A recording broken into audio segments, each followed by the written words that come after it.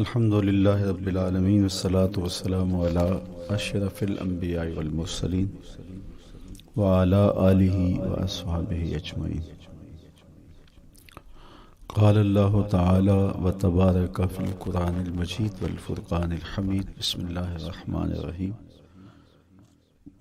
لا أقسم بهذا البلد وأنت حل بهذا البلد ووالد وما ولد لقد خلقنا الإنسان في كبد. صدق الله مولانا العظيم وصدق رسوله النبي الكريم الرؤوف الرحيم. اللهم نور قلوبنا بالقرآن وزين أخلاقنا بالقرآن وأدخلنا الجنة بالقرآن ونجنا من النار بالقرآن. قال الله تعالى وتبارك في شان حبيبه مخبرا وآمرا إن الله وملائكته يصلون على النبي يا أيها الذين آمنوا صلوا عليه وسلموا تسليما. اللهم صل على سيدنا ومولانا محمد معدن الجود والكرم صلاة وسلاما عليك يا سيدي يا رسول اللہ. میں نے آپ کے سامنے قرآن مجید کے جو کلمات تلاوت کیے ان میں اسی حقیقت کو بیان کیا گیا. لا اقسم بهذا البلد، آغاز ہوا شہر مکہ کی قسم سے. قسم ہے مجھے اس شہر کی، پھر وجہ قسم بھی بیان کی. وَأَنْتَ حِلٌّ بِهَذَا الْبَلَدِ، مجھے اس شہر کی قسم اس لیے کہ محبوب اس شہر میں تو جو بستا ہے، تیرا بسیرا ہے شہر میں، اس شہر کی گلیوں نے تیرے قدم چومے ہیں اور تیرے انفاس کی مہک اس کی فضاؤں میں بسی ہے، اس لیے مجھے قسم کہ یہاں تم رہتے ہو. اللہ اکبر. علماء کے مابین اس بات پر اختلاف ہے کہ مکہ المکرمہ افضل ہے یا مدینہ النبی صلی اللہ علیہ وآلہ وسلم افضل ہے. ایک علمی اختلاف ہے. بعض نے کہا مکہ المکرمہ افضل ہے، دلائل دیے، بڑا وزن ہے دلائل میں. بعض نے کہا مدینہ تو رسول صلی اللہ علیہ وآلہ وسلم افضل ہے، دلائل دیے، بڑا زور ہے دلائل میں. لیکن شیخ عبد الحق محدث دہلوی علیہ رحمہ اسی آیت سے روشنی لے کر کے لکھتے ہیں کہ جب حضور مکے میں تھے تو مکہ افضل تھا، جب مدینے آ گئے تو مدینہ افضل ہو گیا. جدھر جدھر سے وہ گزرتے گئے مجد و شرف بھی پیچھے پیچھے رہا. چند لمحوں کے لیے ٹھہرے تھے تم جس پیڑ کے نیچے. نشور وحدی کا لہجہ دیکھیے کتنا دل آویز ہے. چند لمحوں کے لیے ٹھہرے تھے تم جس پیڑ کے نیچے، سنا ہے آج تک اس پیڑ کا سایہ مہکتا ہے. تو مکے میں ہیں تو مکہ افضل، مدینے میں ہیں تو مدینہ افضل. تو شرف ان کے وجود مسعود سے ہے. وہ جدھر جدھر سے گزرتے جائیں گے وہاں وہاں ہی نور پھیلتا چلا جائے گا. اور پیر نصیر الدین علیہ رحمہ کا لہجہ یہاں کتنا خوبصورت دکھائی دیتا ہے. ایک بار وہ جدھر سے گزرے ہیں نصیر، ایک بار وہ جدھر سے گزرے ہیں نصیر، بار بار ادھر سے بہار گزری ہے. تو کہا کہ قسم ہے مجھے اس شہر کی، یعنی شہر مکہ کی. کیوں شہر کی قسم؟ وَأَنْتَ حِلٌّ بِهَذَا الْبَلَدِ، کہ محبوب اس شہر میں تمہارا قیام ہے، اس شہر میں تمہاری رہائش ہے، تمہارے انفاس کی مہک ہے اس شہر کی فضاؤں میں، اور تمہارے قدموں کو چھوا ہے اس شہر کی گلیوں نے، اس لیے قسم کہ یہاں آپ رہتے ہو. وَوَالِدٍ وَمَا وَلَدَ، اور قسم ہے باپ کی، اور قسم ہے جو اس کی اولاد ہے. والد سے مراد کیا ہے اور ما ولد سے مراد کیا ہے؟ تو اس کے بارے میں ایک قول یہ ہے کہ والد سے مراد حضرت ابراہیم علیہ السلام ہے، اور ما ولد سے مراد حضور علیہ السلام جو ان کے فرزند ہیں. ایک قول کے والد سے مراد حضرت آدم علیہ السلام ہیں، اور ما ولد سے مراد ان کی ساری ذریت اور نسل ہے. تیسرا قول کہ والد سے مراد حضور علیہ السلام ہیں، اور ما ولد سے مراد حضور علیہ السلام کی ساری امت، حضور علیہ السلام کی ساری آل اطرت، حضور کے اصحاب. لیکن علماء نے پہلے قول کو ترجیح دی کہ مکہ المکرمہ کی قسم کی گئی تو پھر مناسبت بنتی ہے کہ حضرت ابراہیم کا ذکر بھی ہو، تو اس لیے والد سے مراد حضرت ابراہیم ہیں، اور ما ولد سے مراد حضور علیہ الصلوۃ والسلام کی ذات ستودہ صفات ہے۔ تو تین چیزیں ہوئیں جن کی قسم کی گئی۔ سب سے پہلے شہر مکہ کی قسم کی گئی، پھر حضرت ابراہیم علیہ السلام کی قسم کی گئی، اس کے بعد حضور علیہ الصلوۃ والسلام کے مبارک وجود کی قسم کی گئی۔ تین قسمیں کر کے کہا کیا گیا، چونکہ جو خالی ذہن شخص ہو، جب اس کو کوئی بات بیان کی جائے تو قسم سے آغاز نہیں کیا جاتا۔ متردد الذہن کو کوئی بات کرنی ہو تو قسم سے آغاز کیا جاتا ہے، یا پھر آپ جس مضمون کو بیان کرنے جا رہے ہیں وہ اتنا اہم ہے کہ اس کی اہمیت کو اجاگر کرنے کے لیے آپ کو قسم کرنا پڑتی ہے۔ تو یہ جو ما بعد کا مضمون ہے جس کو میرے رب نے بیان کیا، اس سے قبل ایک نہیں، دو نہیں، تین قسمیں کی، تو پھر کان تو کھڑے ہو گئے، سماعتیں تو بچھ گئیں کہ وہ کون سی شے ہے جس کو بیان کرنا مقصود ہے، اور اس سے قبل قسم پہ قسم کی جا رہی ہے۔ قسم محبوب شہر مکہ کی، قسم محبوب تیرے والد بزرگوار حضرت ابراہیم علیہ السلام کی، اور قسم تیرے پاکیزہ وجود کی۔ اب انسان بالکل سماعتیں بچھا کے منتظر ہے کہ قسم کی کس بات کی جا رہی ہے، کس بات پہ قسمیں ہو رہی ہیں۔ تو جواب آیا، قسم محبوب شہر مکہ کی جس میں آپ رہتے ہو، قسم آپ کے والد بزرگوار حضرت ابراہیم علیہ السلام کی، اور قسم آپ کے پاکیزہ وجود کی۔ لقد خلقنا الانسان فی کبد، ہم نے انسان کو مشقتوں میں رہتا پیدا کیا ہے۔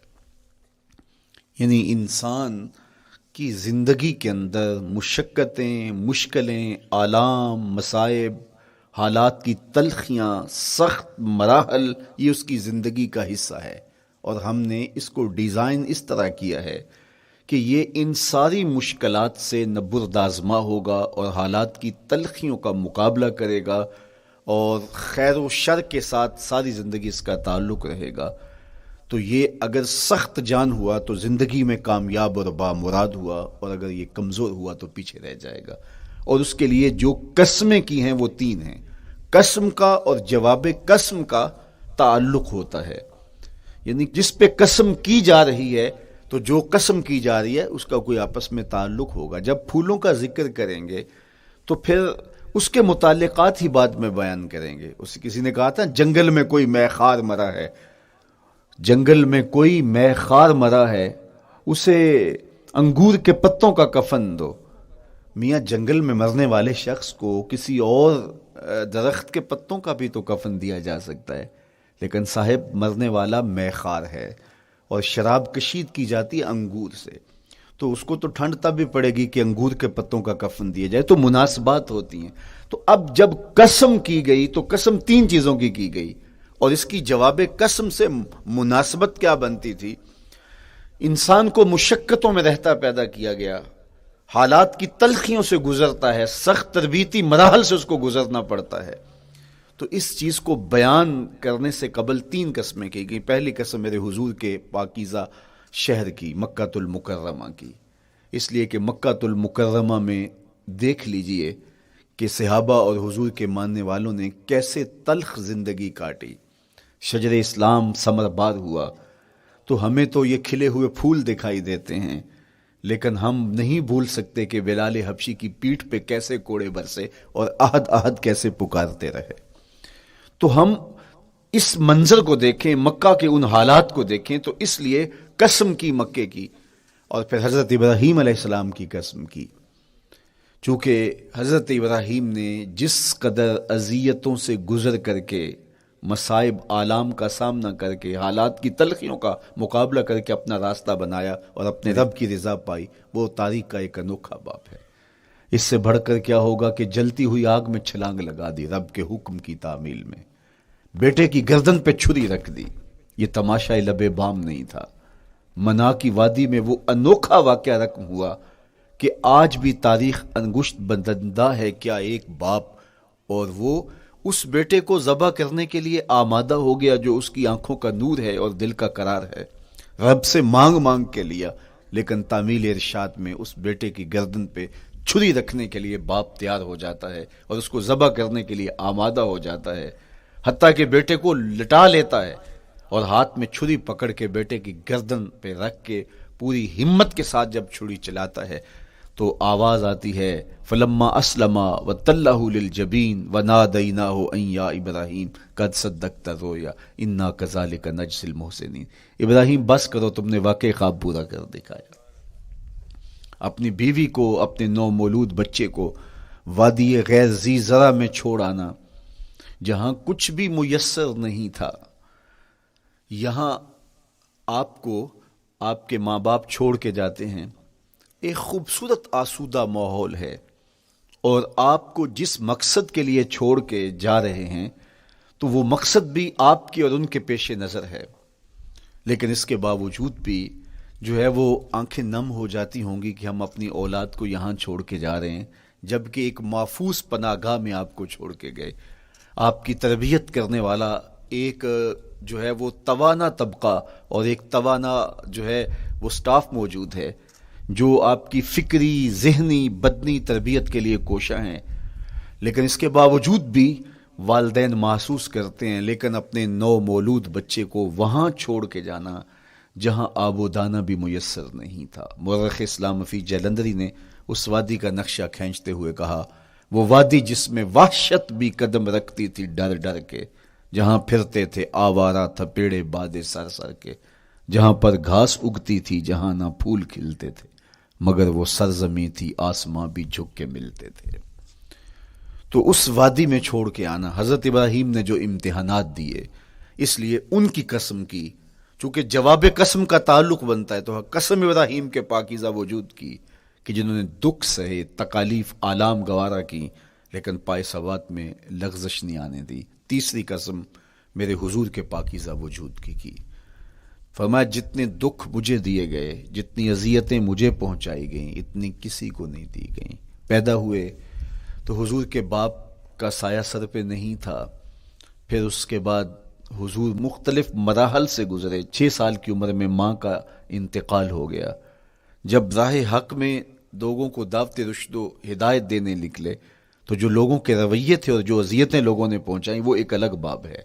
مکے کی گلیوں سے لے کے طائف کے بازاروں تک جن اذیتوں سے میرے حضور گزرے، ام المومنین سیدہ عائشہ رضی اللہ تعالیٰ عنہ فرماتی ہیں ایک دن حضور کی بارگاہ میں حاضری تھی تو ہم نے عرض کیا حضور کیا احد کے دن سے سخت دن بھی زندگی میں کبھی گزرا ہے؟ صحابہ کی نظر میں اس دن سے سخت دن کبھی زندگی میں نہیں آیا، اس لیے کہ جب 70 صحابہ کی لاشیں پڑی تھیں، حضور کے چچا حضرت امیر حمزہ شہید کر دیے گئے، اور نہ صرف انہیں شہید کیا گیا، ان کا مسئلہ کیا گیا، اعضائے بدنیاں کاٹ دیے گئے، ناک کاٹ لی گئی، زبان کاٹ لی گئی، بدن چیر کے کلیجہ نکالا گیا، اور پھر ان اعضاء کا ہار پرویا گیا، اور ہندا نے گلے میں ڈال کے رقص کیا، آنکھوں میں نیزے چبھوئے گئے۔ تو یہ دردناک دن تھا۔ تو حضور کے سر انور پہ سفید رنگ کی پٹی بندھی تھی اور چشمان رحمت میں آنسو تھے، اور بار بار فرماتے تھے ما فعل امی، میرے چچا کی کہانی سناؤ۔ تو یہ دردناک دن تھا جو صحابہ نے اپنی آنکھوں سے دیکھا۔ تو انہوں نے کہا حضور کیا احد کے دن سے سخت دن بھی کبھی زندگی میں آیا؟ ان کا خیال تھا کہ حضور فرمائیں گے ہاں یہ میرا زندگی کا مشکل ترین اور سخت ترین دن تھا، لیکن حضور نے فرمایا ہاں عائشہ، جب طائف کے بازاروں میں تیری قوم نے مجھے پتھر مارے تو یہ دن احد کے دن سے بھی سخت تھا۔ حضور ان کے 3 سرداروں کے پاس پیغام حق لے کے گئے، لیکن انہوں نے آگے سے جو رویہ اختیار کیا وہ اتنا اذیت ناک تھا۔ حضور نے فرمایا کہ ٹھیک ہے، میں تمہاری خیر خواہی کا جذبہ لے کے تمہارے تک پہنچا ہوں، تم نے میری دعوت کو قبول نہیں کیا، تمہاری مرضی، تمہارا مقسوم، چلو اب یہ بات میرے اور تمہارے درمیان رہنی چاہیے، اس بات کو راز رہنا چاہیے، اہل مکہ تک یہ بات نہ پہنچے۔ انہوں نے کہا ہم کیوں راز رکھیں، بلکہ اوباشوں کے ہاتھ میں پتھر دے دیے، اور حضور جب واپس ہونے لگے تو وہ حضور کے پاؤں پہ سنگزنی کرتے، حضور اپنا ایک پاؤں اٹھاتے تو دوسرے پاؤں پہ مارتے، شدت درد اور احساس کرب سے حضور بیٹھ جاتے تو ان کے غنڈے دائیں بائیں سے بڑھتے اور کندھوں سے پکڑ کے حضور کو اٹھاتے اور مشق سنگزنی کرتے۔ نالین خون سے بھر گئے، لخت لخت زخمی ہوا۔ اللہ اکبر، کیا دردناک لمحے تھے، کیا تکلیف بری گھڑیاں تھی. تو کہا کہ جب طائف کے بازاروں میں تیری قوم نے مجھے پتھر مارے تو یہ دن احد کے دن سے بھی سخت تھا. اچھا، جب حضور پر اس طرح آلام و مصائب ٹوٹ پڑے تو حضور کے ساتھ جو صحابہ تھے انہوں نے کہا حضور ان کے لیے بد دعا کر دیجئے. تو میرے حضور بولے میں رحمت بن کے آیا ہوں، میں رحمت بن کے آیا ہوں. اللہ اکبر. ان کا تقاضا پہم بڑا تو حضور کے ہاتھ اٹھ گئے، اور پھر حضور نے جو کہا سنیے، اللہم اہد قومی فإنہم لا یعقلون. اے اللہ میری قوم کو ہدایت دے دے، یہ مجھے جانتے نہیں، اگر جانتے تو ان کا میرے ساتھ یہ رویہ نہ ہوتا. تو پتھروں کے جواب میں دعائیں دینا پیغمبروں کا حوصلہ ہوتا ہے. اللہ اکبر. مورخ اسلام فی جلندری نے کیا خوبصورت پیرائے میں نقشہ کھینچا کہ حضور ہاتھ اٹھا کے دعا مانگ رہے ہیں، الہی کرم کر کو سارے طائف کے مکینوں پر، الہی پھول برسا ان پتھروں والی زمینوں پر. تو حضور نے دکھ سہے، تکلیفیں سہی. اب 3 قسمیں کی. شہر مکہ کی قسم جہاں حضور کے صحابہ نے تکلیفیں سہی، اس شہر کی گلیوں میں انہیں گھسیٹا گیا اور ان کو کچی کھالوں میں لپیٹ کے دھونیاں دی گئیں، انہیں اذیت ناک مراحل سے گزارا گیا. حضرت ابراہیم مشکل سے مشکل زندگی کاٹی اور رب کی رضا جوئی کے لیے کوشاں رہے، اور میرے حضور نے سخت ترین اذیتوں، مقاومتوں، مخالفتوں اور تکلیفوں کا سامنا کیا. تو ان 3 چیزوں کا حوالہ دے کر، ان 3 چیزوں کی قسم کر کے اب انسان کو بتایا جا رہا ہے کہ تم مشکلات سے تمہیں گزرنا پڑے گا، حالات کی تلخیاں تمہیں سہنی پڑیں گی. کسی مرتبے تک پہنچنے کے لیے تمہیں پھر تکلیفوں کی راہ اختیار کرنی پڑے گی. تم کون ہوتے ہو؟ میرا محبوب ہو تو تکلیفیں وہ بھی اٹھائے، 2 جہاں کا مالک ہو اور طائف کے بازاروں میں اس کے پاؤں پہ بھی پتھر پڑیں، اور کونین کا سردار ہو اور ان کے اوپر اوجری ڈال دی جائے، کائنات کا مالک ہو اور ان کو مکے کی گلیوں کے اندر ان کے گلے میں عقبہ بن ابی معیط کپڑا ڈالے اور تاؤ دے. تو کیا ان مشکلات سے تم بچ سکتے ہو؟ جب تم کسی منزل تک پہنچنا چاہتے ہو تو پھر یہ حوالے ماضی کے دیکھ لو. 3 قسمیں کر کے اس حقیقت کو بیان کیا. ابراہیم علیہ السلام کے وجود کو دیکھ لو، حضرت مصطفیٰ کریم علیہ السلام کی ذات ستودہ صفات کو دیکھ لو، اور مکے کی گلیوں میں صحابہ کے ساتھ جو ظلم اور جبر ہوئے اور انہوں نے جو مصیبتیں اور مشقتیں کاٹی وہ ساری دیکھ لو.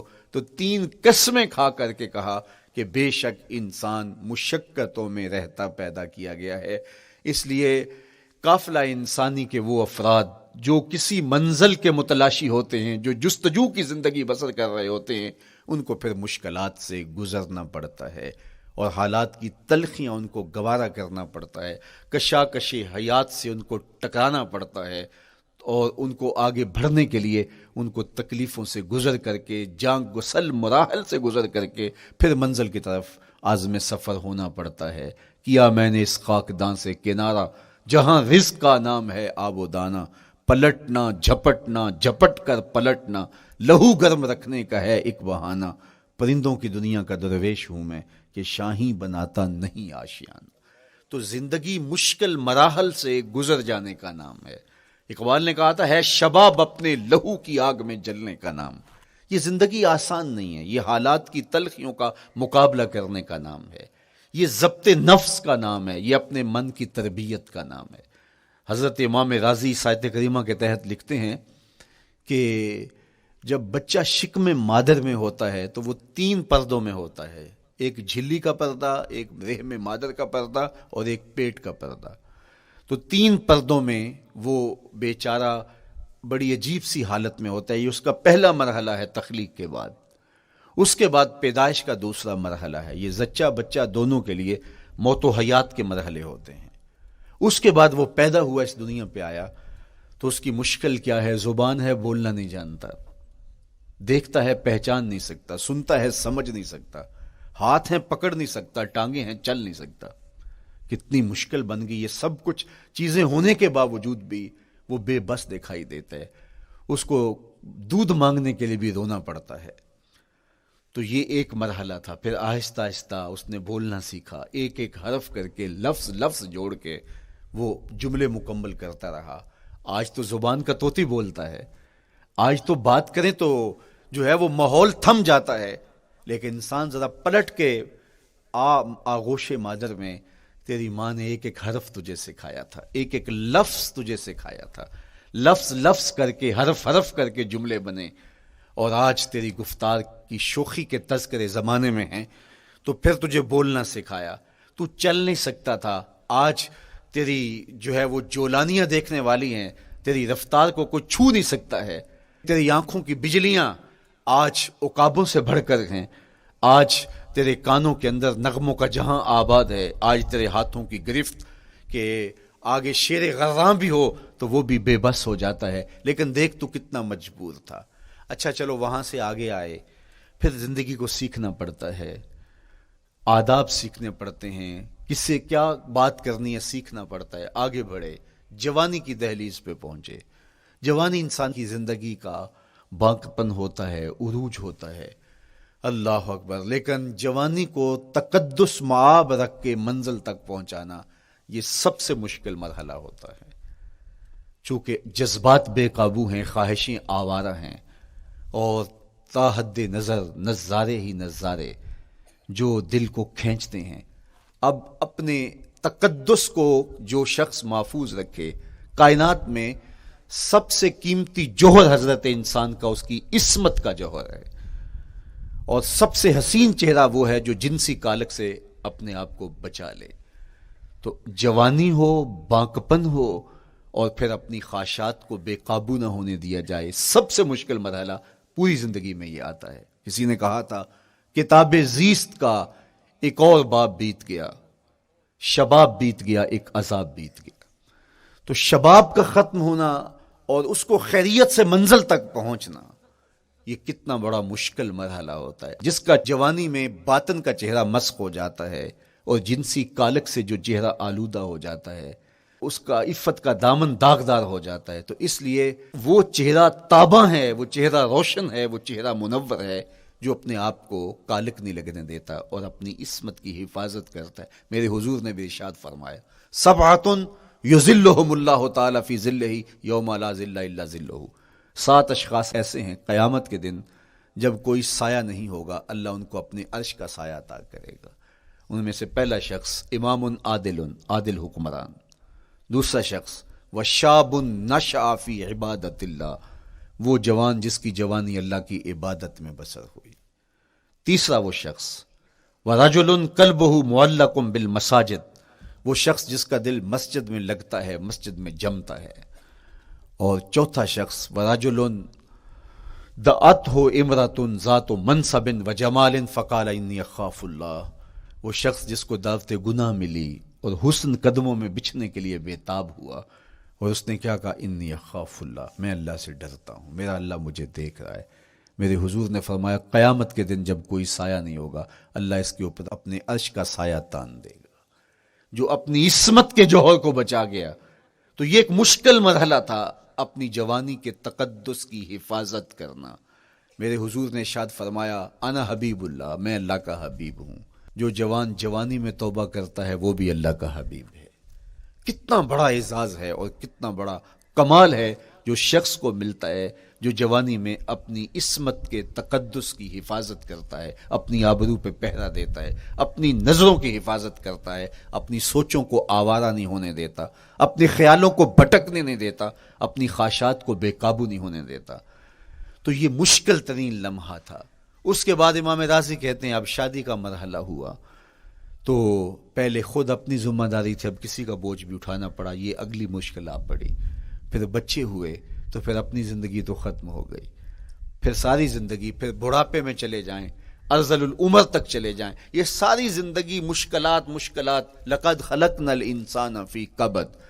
تو ہمیں عملی طور پہ مشکلات کے مقابلے کے لیے تیار ہونا چاہیے۔ دیکھیے ہم جب شکار کرنے جاتے ہیں اور وہ خطرناک جنگل ہو جس میں شیر، بھیڑی اور دیگر جانور بھی ہوں، تو پھر ہم حفظ ما تقدم کے طور پہ سب کچھ ساتھ لے کے جاتے ہیں اور اس انداز سے جاتے ہیں کہ ہمارے اوپر اگر کوئی حملہ ہو تو بچاؤ کی یہ تدبیر ہو۔ تو ہم عملی طور پہ اس کے لیے خود تیار ہوتے ہیں، تو پھر کوئی ہونے والا حملہ غیر متوقع نہیں ہوتا اور ہم اس کے لیے اپنے آپ کو مستعد اور فعال پاتے ہیں۔ اسی طرح میں اور آپ اگر زندگی کے اس فلسفے سے آگاہ نہیں ہوں گے کہ زندگی مشکلات کا مجموعہ ہے، حالات کی تلخیاں ساری زندگی ہمارے ساتھ رہیں گی، تو کوئی بھی تکلیف، کوئی بھی اذیت، کوئی بھی ایسا واقعہ جو ہم نہیں چاہ رہے ہوں گے وہ روح پذیر ہوگا تو ہم گھبرا جائیں گے اور پھر اس وقت ہم دکھی ہو جائیں گے۔ اس لیے ہمیں یہ قرآن نے سکھایا ہے کہ تم عملی طور پہ زندگی کی سختیوں کا مقابلہ کرنے کے لیے آمادہ اور تیار ہو جاؤ۔ قرآن مجید میں جو صبر کا لفظ ہے اس کا مفہوم یہ ہے کہ حالات کی جو تلخیاں تمہارے اوپر آتی ہیں، وہ غربت بھی ہو سکتی ہے، وہ بیماری بھی ہو سکتی ہے، وہ لوگوں کی عداوت اور دشمنی بھی ہو سکتی ہے، وہ اور بہت ساری چیزیں ہوتی ہیں، وہ جنگوں کی حالت کا بپا ہو جانا اور تمہارا دشمنوں کے نرغے میں گر جانا، یہ سب کچھ ہو سکتا ہے۔ تو اس کے اوپر استقامت کے ساتھ تم کھڑے رہو اور تم ان کو برداشت کرنے کی اپنے اندر ہمت اور حوصلہ رکھو، تو پھر وہ تمہارا صبر ہوگا، اور یہ قوت اگر تمہارے اندر پیدا ہو جاتی ہے تو پھر تمہاری زندگی آسان اور سوکھی ہو جاتی ہے۔ لیکن اگر یہ دولت تمہیں نصیب نہیں ہوتی تو پھر ساری زندگی دکھوں اور شکووں سے بھری رہتی۔ اس لیے ہمیں یہ چیز سیکھ لینی چاہیے کہ زندگی نام ہی مشکلات سے نبرد آزما رہنے کا ہے۔ عملی طور پہ ہم دیکھو، ہمیں پتہ ہے سردی آ رہی ہے تو اس کا ہم پہلے انتظام کرتے ہیں، تو سردی ہمیں دکھی نہیں پھر کرتی، ہم سردی سے بھی لطف لیتے ہیں، موسم برسات سے بھی مزہ لیتے ہیں، اور گرمی سے بھی ہم ایک حاز حاصل کر لیتے ہیں اگر ہم اس کو جو ہے اس کے لیے عملی طور پہ اپنے آپ کو تیار کر لیں۔ لیکن اگر ہم اس کے لیے تیاری نہیں کریں گے تو سوائے گھبراہٹ کے اور کچھ نہیں ہوگا۔ تو مجھے اور آپ کو عملاً اپنے آپ کو اس بات کے لیے آمادہ کرنا پڑے گا کہ زندگی حالات کی تلخیوں سے ٹکرانے کا نام ہے، اور ساری زندگی ہمیں ان مراحل سے گزرتے رہنا پڑے گا۔ اور قرآن نے جو ہے وہ 3 قسمیں کر کے، اور 3 قسمیں بھی شہر مکہ کی اور محبوب کریم کے پاکیزہ وجود اور جناب ابراہیم علیہ السلام کی، تاکہ تمہیں پتہ چلے جب ان کو بھی ان مراحل سے گزرنا پڑا میں اور آپ کیا بیچتے ہیں۔ اس لیے ہمیں اپنی زندگی کو ان راہوں پہ ڈالتے ہوئے صبر اور استقامت، اب صبر اور استقامت کی دولت ہمیں کیسے نصیب ہوگی، یہ دولت کس طرح، یہ قوت راسخہ ہمارے اندر کیسے پیدا ہوگی، اور کس طرح ہمارے من کے اندر یہ چیزیں سمائے گی۔ اللہ تعالیٰ کی خشیت، اس پر توکل، اس پر بھروسہ، اور اللہ تعالیٰ جل شانہ کی طرف سے ہر کام کے ہونے کا یقین ہمارے اندر یہ استقامت اور یہ حوصلہ پیدا کرتی ہے یہ چیز۔ اس لیے مجھے اور آپ کو اپنی پوری زندگی میں اس عمل سے گزر کر کے اپنے آپ کو مضبوط ترین صورتحال میں لا کے کھڑا کرنا پڑے گا، اور یہی زندگی کا جمال ہے۔ تو اب پھر دیکھیے قرآن کیا کہہ رہا ہے، لا اقسم بہذا البلد وانت حل بہذا البلد ووالد وما ولد، 3 قسمیں کی۔ اس کے بعد ارشاد فرمایا لقد خلقنا الانسان فی کبد، ہم نے انسان کو مشکلوں میں، مصائب میں، آلام میں رہتا ہوا پیدا کیا۔ کہتے ہیں جب حضرت انسان کی تخلیق ہوئی تو اس کا خمیر جب گویا جا رہا تھا تو اس کے اوپر 39 دن تک آزمائشوں کی، دکھوں کی، تکلیفوں کی بارش ہوئی، اور ایک دن خوشیوں اور مسرتوں کا می برسا۔ تو انسان کی زندگی کے اندر حالات سے ٹکرانا اور دکھوں کو سہنا اور دکھوں سے مقابلہ کرنا یہ سیکھنا پڑے گا، اور جب انسان اس کو عملی طور پہ سیکھ جائے گا تو پھر زندگی کا جمال اور زندگی کا حسن نصیب ہوگا۔ دوسری بات، ہمیں اپنی زندگی میں 7 چیزوں کو اپنا اصول بنا لینا چاہیے، اور یہ 7 چیزیں وہ ہیں جو ہماری زندگی کو ایک خوبصورت سانچے میں ڈھال کر کے ہمیں ایک پاکیزہ اور ستھرا انسان بنا دیتی ہیں۔ پہلی چیز، التمسک بکتاب اللہ، اللہ کی کتاب سے جڑ جانا، وابستہ ہو جانا۔ جب ہم کتاب اللہ سے وابستہ ہو جائیں تو پھر ہمارے باطن کی اور نفس کی تربیت ہوتی ہے، اور پھر ہم وہ مطلوب انسان بنتے ہیں جو ہمارا رب ہم سے تقاضا کرتا ہے۔ تو اس لیے ہمیں اپنی زندگی میں اس چیز کو لازم کر لینا چاہیے کہ ہمارا کوئی بھی دن قرآن مجید کی تلاوت کے بغیر نہ گزرے۔ اپنے دن کا آغاز قرآن مجید کی تلاوت سے کیجیے۔ سورہ یاسین سے جو اپنے دن کا آغاز کرتا ہے، سارا دن اللہ کی امان میں رہتا ہے، اس کی حفاظت میں رہتا ہے. اور اپنی شب کا آغاز سونے سے پہلے سورہ الملک کی تلاوت کریں، آپ ساری شب اللہ کی امان میں، اس کی حفاظت میں رہیں گے. اور قرآن مجید کو سمجھ کر اس کے مفاہیم و مطالب کے ساتھ ایک رکوع کم از کم پوری زندگی، اپنی زندگی کے نصاب میں آپ کتنا وقت مختلف امور کے لیے سر انجام دیتے ہیں. یہ کتاب انسانی ہدایت کے لیے، انسانی تربیت کے لیے، اس سے کوئی اور بہتر اور مؤثر جو ہے وہ نصاب نہیں ہو سکتا ہے. انسان سازی کا بہترین ذریعہ ہے یہ کتاب، اور اس کتاب کے ذریعے سے جو ہے وہ انسان پستیوں سے اٹھ کے بلندیوں تک جا پہنچتا ہے. اقبال نے تو کہا کہ گر تمی خواہی مسلمان زیستن، نیست ممکن جز بقرآن زیستن. اگر تو مسلمان بن کے جینا چاہتا ہے تو قرآن کے بغیر ایک قدم بھی نہیں چل سکتا. تو آگے چل کے اسی نظم میں کہا کہ فاش می گوئم آنکھ در دل مزمرست، این کتابیں نیست چیزیں دیگرست. اگر میں کھل کے بیان کر دوں جو میرے سینے میں چھپا ہے تو میں تجھے بتا دوں کھل کے یہ کتاب نہیں، یہ کوئی اور ہی شے ہے. کن لوگوں کو کہاں سے اٹھایا اور یہ کتاب کہاں تک لے گئی، جو باہمی جنگ و جدل میں الجھے ہوئے تھے اور حرف شناس بھی نہیں تھے، جو سواد آشنا بھی نہیں تھے. پھر انہوں نے جو ہے وہ روما کی سلطنت بھی الٹ کے رکھ دی. یہ کرشمہ تھا اس کتاب کا جس نے زندگی کا جمال ان کی روحوں کے اندر پیدا کر دیا. تو میں اور آپ اپنی زندگی میں قرآن مجید سے کبھی بھی دور نہ ہوں. روزانہ کی بنیاد پہ آپ تلاوت کلام مجید اپنی زندگی میں شامل رکھیں. انشاءاللہ اس کے اجالے دنیا میں اور آخرت میں آپ اپنی آنکھوں سے مشاہدہ کریں گے.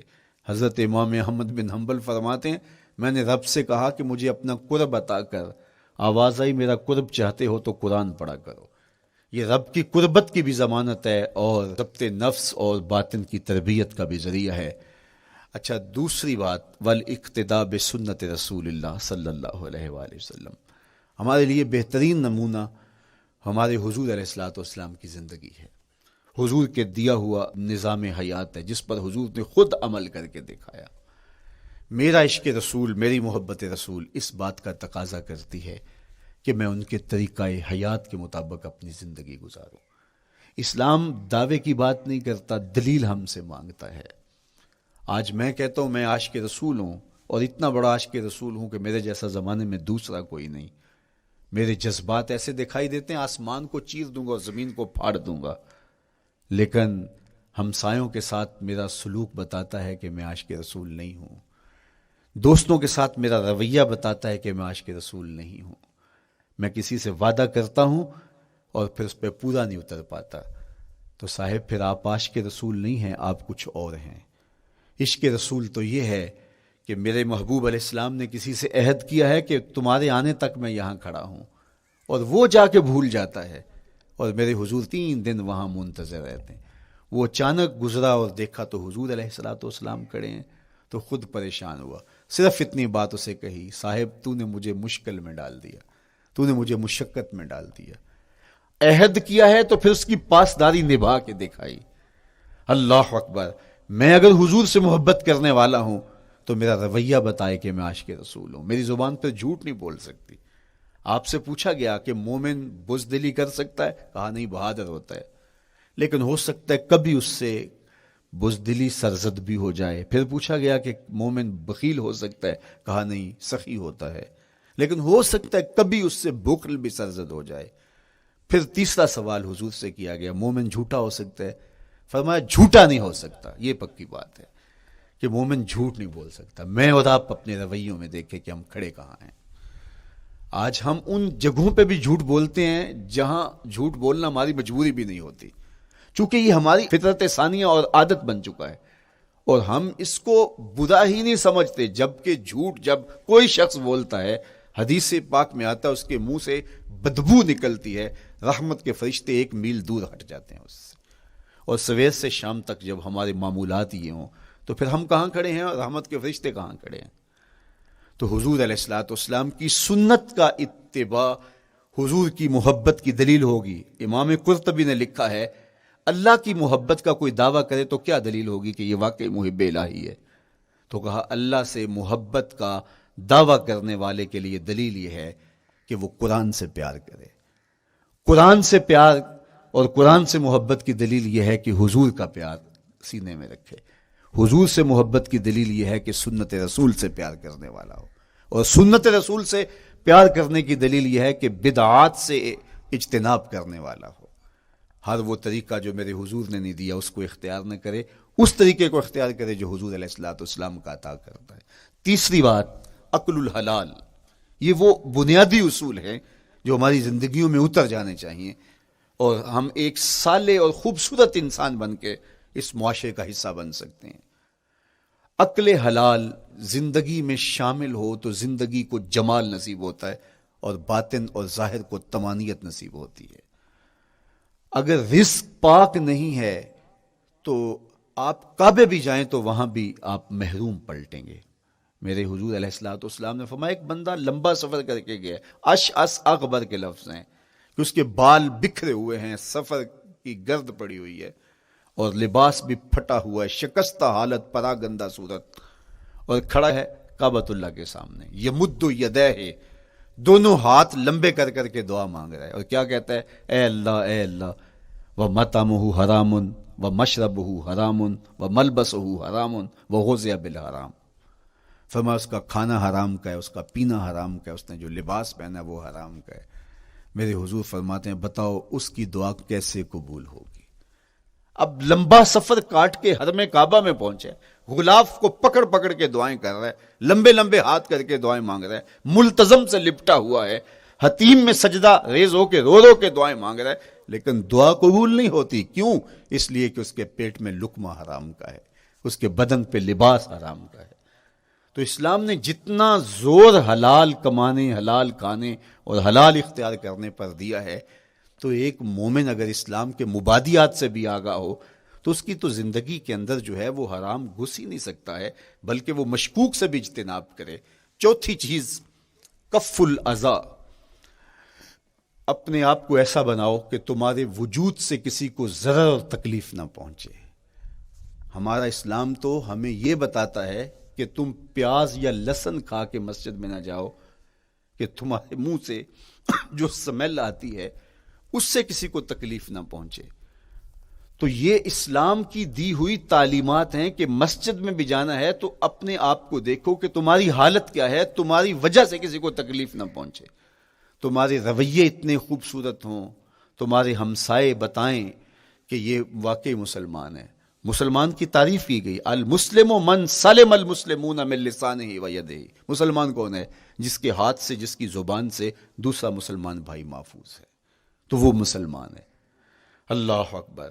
ہم یہ جو کہتے ہیں السلام علیکم, اس کو کہتے ہیں تحیت المسلم, مسلمان کا تحیت. تو اس میں اس کے معنی پہ غور کریں تو ہم اس کو ضمانت دے رہے ہوتے ہیں, السلام علیکم, تیرے اوپر سلامتی ہو. تو ہم اپنی جانب سے ضمانت دیتے ہیں, میرے بھائی میری طرف سے تیری عزت, تیری جان, تیری آبرو سلامت ہے, اب میری جانب سے تو پریشان نہیں ہونا, میں تجھے سلامتی کی ضمانت دیتا ہوں. اور وہ آگے سے کیا کہتا ہے, وعلیکم السلام. میرے بھائی پھر میری جانب سے بھی تیرا سب کچھ محفوظ ہے. اگر سلام کا مفہوم اچھی طرح ہماری روحوں میں اتر جائے تو پھر ایسا ہو نہیں سکتا کہ ہم جس کو السلام علیکم کہہ دیں پھر اس سے ہم دھوکہ کریں, یا اس کی آبرو پہ حملہ آور ہوں, یا اس کے مال پہ حملہ آور ہوں جب السلام علیکم کہہ دیا. چونکہ جو ہمیں لفظ بولنے کے لیے کہا گئے ہیں اس کے پیچھے فلسفہ ہے لفظوں کا. یہ پھول ہیں, ان کو دیکھ کر سبحان اللہ کہنے کا کہا گیا ہے. پہاڑوں کو دیکھ کے اللہ اکبر کہنے کا کہا گیا ہے. پہاڑوں کو دیکھ کے سبحان اللہ کہہ دیں اور پھولوں کو دیکھ کے اللہ اکبر کہہ دیں, ایسا کیوں نہیں کہہ دیتے؟ لیکن نہیں, اس لیے کہ جب پہاڑوں کو دیکھتے ہیں تو دل میں ان کی ہیبت پیدا ہوتی ہے. اتنے بڑے پہاڑ, سمندر کو دیکھتے ہیں تو اس کی ہیبت پیدا ہوتی ہے. اتنا بڑا سمندر تا حد نظر پھیلا ہوا, تو جب اس کی بڑائی پیدا ہونے لگتی ہے تو فوراً پلٹایا گیا اللہ کی بڑائی کی طرف اور کہا بول اللہ اکبر, یہ نہیں میرا اللہ بڑا ہے. اور پھول کو جب دیکھا تو اس کی لطافت کی طرف الجھنے لگے, کتنا خوبصورت ہے, درزوں میں کیسے خوشبو بسی ہوئی ہے, کیسے رنگ ہیں, کیسے جمال ہیں. اللہ اکبر. وہ کیا کسی نے کہا تھا نا کہ درزوں کی لطافت میں خوشبو نے اماں پائی, گل چیرنے والے نے کس شان سے چیرا ہے. تو کیا کمال ہے یار, کیا پتیاں ہیں, کیا رنگ ہے, کیا خوبصورتی ہے, کیا لطافت ہے. الجھنے لگے, کہا بول سبحان اللہ, یہ کیا ہے جس نے رنگ بھرے ہیں وہ پاک ہے. تو تیرا دل الجھ نہ جائے. تو جو ہم بولتے ہیں لفظ جہاں بھی بولتے ہیں اس کے پیچھے ایک فلسفہ ہوتا ہے. السلام علیکم یہ تحیت المسلم ہے. جب ہم کسی کو کہتے ہیں السلام علیکم تو اس کو ہم نے ضمانت دے دی، بس بات ختم، اب جو ہے وہ میری جانب سے تو محفوظ ہے۔ لیکن ہم سلام بھی لے رہے ہوں گے اور ہاتھ بھی کاٹ رہے ہوں گے اور اس کی جیب بھی کاٹ رہے ہوں گے، پھر سلام نہیں لیا، ہم نے منافقت کی ہے۔ تو کف الاذی چوتھی چیز، اور پانچویں چیز اجتناب المعاصی، گناہوں سے اپنے آپ کو بچا کے رکھنا۔ نیکی کرنا بہت اہم ہے، لیکن نیکی کرنے سے زیادہ ہم اپنے آپ کو گناہوں سے بچانا ہے۔ چونکہ شر کی قوتیں ہمارے ساتھ جڑی ہوئی ہیں، اس لیے اپنے آپ کی حفاظت جب ہم کریں گے تو ہم ایک اچھی صورت میں آگے بڑھیں گے۔ اور چھٹی چیز وہ ہے التوبہ، توبہ تسلسل کے ساتھ کرتے رہیے۔ یہ تصور کہ بڑھاپے میں توبہ کریں گے، یہ تصور کہاں سے آیا؟ یا ہمارے ہاں آج کل یہ کلچر پیدا ہوا ہے کہ لیلۃ القدر یا شبرات کے دن سارے جڑ کے توبہ کرنے بیٹھ جاتے ہیں اور پورا سال اپنی مرضی کی زندگی گزارتے ہیں۔ ایسا نہیں ہے۔ میرے حضور کے دامن پہ ایک بھی گناہ کا دھبا نہیں تھا۔ ہم نبیوں کی عصمت کے قائل ہیں، کسی نبی پر کوئی گناہ کا دھبا نہیں ہوتا۔ اگر اس امکان کو بھی تسلیم کر لیا جائے تو ساری شریعت مشکوک ہو جاتی ہے، لیکن اس کے باوجود حضور فرمایا میں دن میں اللہ سے 100 بار توبہ کرتا ہوں، ایک دن میں 100 مرتبہ توبہ کرتا ہوں۔ میں اور آپ دیکھیں کہ ہم کیا اس معمول کو اپنی زندگی میں شامل کیے ہوئے ہیں۔ جب انسان توبہ کرتا ہے، جب غسل کر لیتا ہے نا ایک دفعہ، تو پھر وہ بچ بچ کے چلتا ہے کہ کوئی گرد دوبارہ پڑ نہ جائے، اور جب وہ لتھڑا ہوا ہو تو پھر اس کو پرواہ بھی نہیں ہوتی۔ اس لیے ہمیں بار بار غسل کرنے کی، بار بار توبہ کرنے کی تلقین کی گئی ہے، تاکہ ہم پھر نئے گناہوں سے بچتے رہیں گے۔ تو اپنی زندگی میں توبہ کا تسلسل کیجئے، شام سویرے صبح بار بار اللہ سے توبہ کی اور رجوع کیجئے۔ اور آخری چیز ادا الحقوق، حقوق کا ادا کرنا۔ ہمارے ذمے جو حقوق عائد ہوتے ہیں وہ ہمارے والدین کے ہیں، وہ ہمارے بہن بھائیوں کے ہیں، وہ ہمارے دوستوں کے ہیں، ہمسایوں کے ہیں، ہمارے اساتذہ کے ہیں، کلاس فیلوز کے ہیں۔ وہ حقوق حتیٰ کہ جانوروں کی کیوں نہ ہوں، تو ان حقوق کو ہم ادا کرنے والے، دست بردار نہیں ہو سکتے ہم ان حقوق سے۔ یہ مومن کی زندگی ہے، یہ ہمارا نظم حیات ہے، یہ اسلام کا دیا ہوا منشور ہے، یہ طریقہ زندگی ہے کہ ہم ایک ایک کے حق کو ادا کرتے ہوئے اپنی زندگی کو بسر کریں۔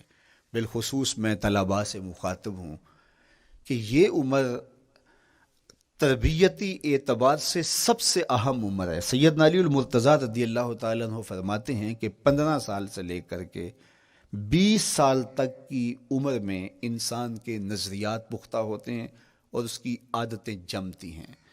یہ دوسرے کہتے ہیں 13 سے 19 سال تک کی عمر، وہ کہتے ہیں یہ بڑی اہمیت کی حامل ہے۔ تو 13 سے 19 سال یا 15 سے 20 سال تک کی عمر، بعض کا تو ہوتا ہے کہ ابھی بچے ہیں، ماں باپ بھی سستی کرتے ہیں کہ ان کو تہجد کا عادی اب کیوں بنائیں، ابھی تو یہ بچے ہیں، ان کو ان چیزوں سے، چھوٹی چھوٹی چیزوں کا عادی اب کیوں بنائیں، جب بڑے ہوں گے، سمجھدار ہوں گے، ذمہ داریوں کا بوجھ آئے گا، سب کچھ کر لیں گے۔ تو پھر اس وقت کرنا مشکل ہوتا ہے، پھر کر نہیں پاتا بندہ۔ تو جو سیکھنا ہے، جو عادتیں پختہ کرنی ہے، وہ اسی زندگی میں ہوتی ہیں۔ تو یہ آپ کا ایک موقع ہے، آپ کو ایک ماحول فراہم ہوا ہے۔ آپ کے ہمسائے آپ کے کلاس فیلوز ہیں جو آپ کے ساتھ کمرے میں رہ رہے ہیں۔ ہمسائیگی کے حقوق ادا کرنے کا جو انداز ہے وہ یہاں ہی سیکھیے اور اپنے اندر اس کو متحقق کیجیے اور پختہ کیجیے۔ اسی طرح اپنے گفتگو کے لہجوں میں شائستگی، اپنے انداز کے اندر خوبصورتی اور اپنے رویوں کے اندر جمال پیدا کرنے کی کوشش کریں۔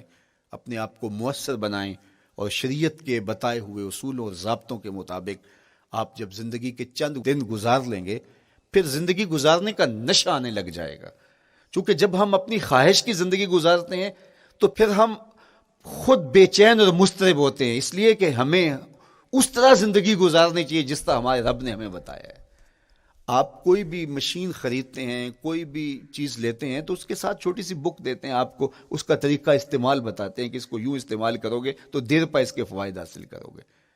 اگر یہ مائک ہم اس طرح استعمال نہیں کرتے، اپنی خواہش سے استعمال کریں گے تو پھر نتیجہ کیا ہوگا کہ تھوڑے دنوں کے بعد جو ہے وہ خرابی کی طرف سلسلہ چلے گا۔ اس طرح یہ وجود جس پاکیزہ ذات نے بنایا ہے، اس نے ہمیں بتایا ہے کہ اس کو استعمال کیسے کرنا ہے اور اس زندگی کو کیسے گزارنا ہے۔ اور پھر انسان کو ایک ماڈل اور نمونہ بھی چاہیے تو کہا نمونہ دیکھنا ہے تو محمد عربی کی ذات دیکھ لو، ادھر دیکھتے جاؤ اور زندگی گزارتے جاؤ، دیکھنا تمہاری زندگی کتنی خوبصورت اور کتنی پروقار گزرتی ہے۔ اللہ آپ کو دنیا آخرت کی برکتیں دے، اپنی پناہوں اور اپنی امان اور اپنی حفاظتوں کا حصار دے، اور آنے والا کل اللہ بہتر فرمائے، میرے وطن کی خیر کرے، میرے ملک کو امن کے اجالے دے، یہاں دہشت گردی کے سلگتے الاؤ ٹھنڈے کر کے امن کی بہاریں پیدا کر دے۔ کی محمد سے وفا تو نے تو ہم تیرے ہیں، یہ جہاں چیز ہے کیا لوح و قلم تیرے ہیں۔ وآخر دعوانا ان الحمدللہ۔